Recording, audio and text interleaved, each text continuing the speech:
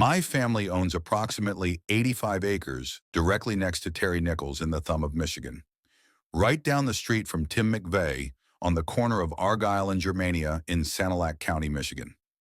Our property is currently listed for sale if anyone is interested. This happened when I was 12 years old, if I had to guess, but I am not 100% sure. I was born in 1983, so it would have been around 1994.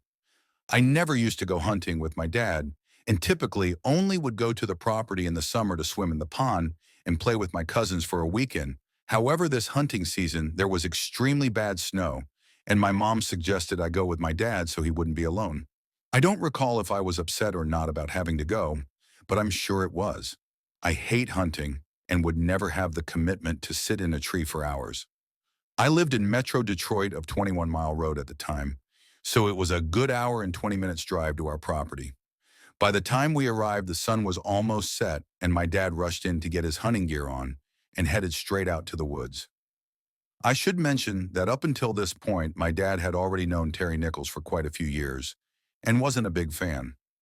At first, he asked if he could hunt our land, as his was all open field, and we are really the only woods around for the deer to shelter in.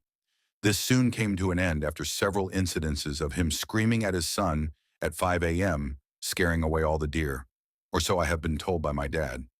Anyways, as I was sitting in our cabin trailer, I started hearing branches breaking outside the window, and minutes after that, a figure passed the window in the back bedroom.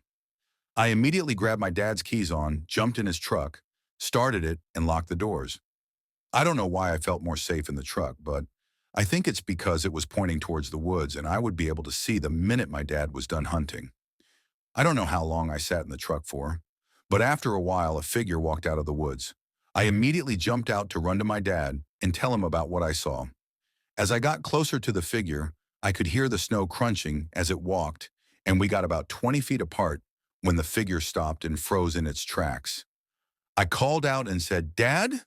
in a whisper, because you always whisper when hunting. No response.